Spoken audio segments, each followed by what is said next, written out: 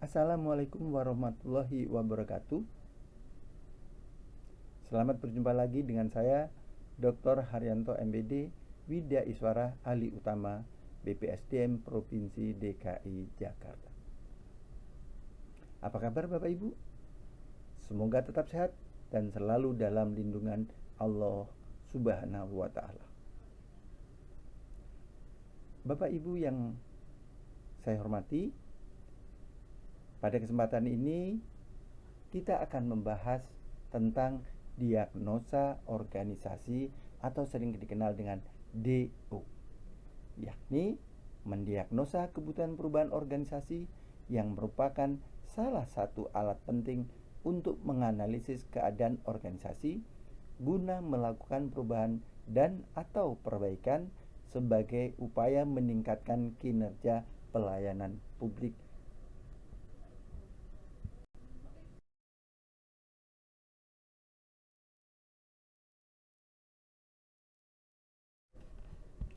Adapun pokok-pokok materi yang akan kita bahas pada kesempatan ini meliputi konsep diagnosa organisasi, proses diagnosa organisasi, metode diagnosa organisasi, alat dan teknik diagnosa organisasi, dan tantangan melakukan diagnosa organisasi.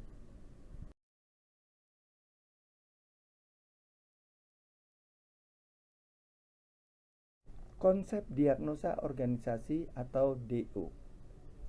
Definisi atau pengertian. Diagnosa organisasi atau DO adalah proses untuk mengidentifikasi masalah dan kebutuhan organisasi serta mengevaluasi kinerja dan efektivitasnya. Sedangkan tujuannya adalah untuk memahami dan menganalisis struktur, proses, dan budaya organisasi untuk mengidentifikasi faktor-faktor yang mempengaruhi kinerja dan membangun strategi perbaikan. Adapun manfaat mendiagnosa organisasi adalah antara lain meningkatkan efektivitas organisasi, mengidentifikasi kesempatan perbaikan, dan mengatasi hambatan yang menghambat pertumbuhan dan inovasi organisasi.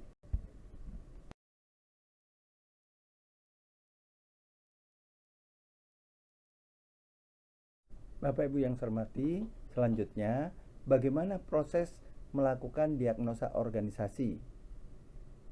Yakni pertama, penetapan tujuan, ya, di mana Bapak Ibu harus menentukan tujuan dan memahami awal mengenai organisasi yang akan didiagnosis. Yang kedua, lakukan pengumpulan data, yakni mengumpulkan data dan informasi melalui wawancara, observasi, dan penelitian dokumen yang ada. Sedangkan proses yang ketiga adalah melakukan analisis data yang terkumpul, yakni menganalisis data untuk mengidentifikasi masalah dan potensi perbaikan yang akan dilakukan. Dan proses yang terakhir adalah proses keempat, penyusunan laporan, yakni membuat laporan yang berisi analisis, rekomendasi, dan strategi perbaikan yang akan dilakukan.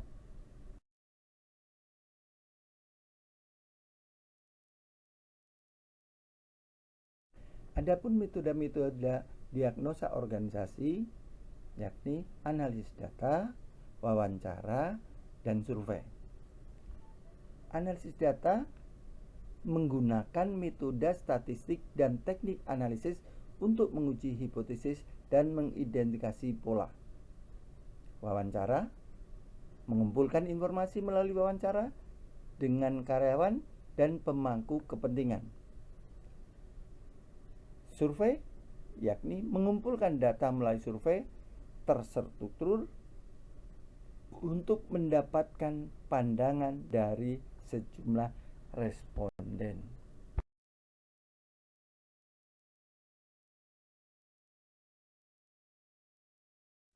Adapun alat dan teknik diagnosa organisasi yakni SWOT analisis, diagram Ishikawa, proses mapping.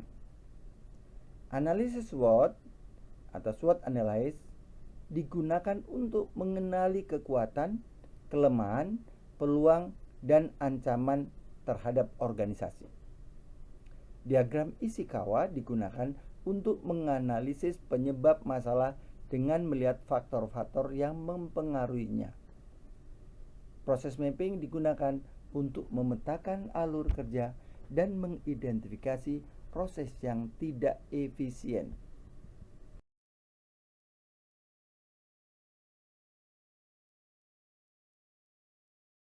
Bapak Ibu yang saya hormati, untuk melakukan diagnosa organisasi atau DO tentu terdapat tantangan. Lalu, apa tantangan diagnosa organisasi? Yakni 1. Ketidakterbacaan data. Yang kedua, perubahan budaya. Yang ketiga, keterbatasan sumber daya. Bapak Ibu yang saya hormati, data yang rumit atau tidak terstruktur dapat menyulitkan proses analisis dan identifikasi masalah. Selanjutnya, perubahan budaya organisasi menjadi sebuah tantangan tersendiri. Dengan menerapkan perubahan organisasi berdasarkan hasil diagnosa dapat menghadapi perlawanan dari karyawan dan melibatkan perubahan budaya. Dan keterbatasan sumber daya antara lain keterbatasan waktu, dana, tenaga kerja dapat mempengaruhi kelengkapan dan akurasi proses diagnosa organisasi. Oleh karenanya, beberapa hal tersebut harus diantisipasi dan disiasati dengan mempersiapkan secara matang proses DO yang akan dilakukan.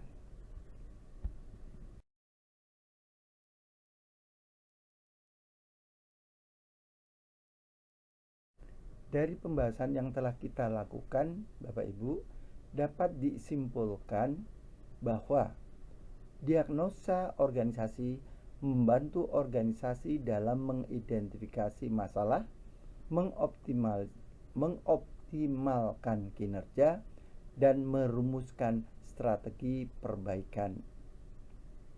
Adapun implikasi dari diagnosa organisasi yakni meliputi peningkatan keterlibatan karyawan atau pegawai, perbaikan proses bisnis, dan penciptaan budaya yang inovatif sehingga dapat meningkatkan kinerja pelayanan publik.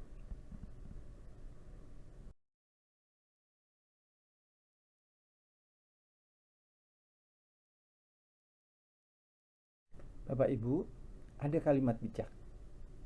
Lebih baik mencoba tapi gagal daripada tidak melakukan apa-apa.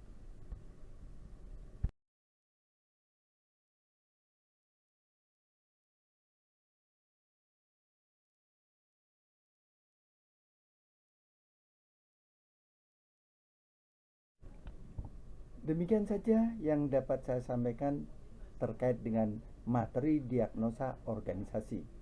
Semoga apa yang telah saya sampaikan bermanfaat bagi kita semua. Sampai berjumpa lagi dalam kesempatan berikutnya. Tetap semangat dan salam perubahan. Terima kasih.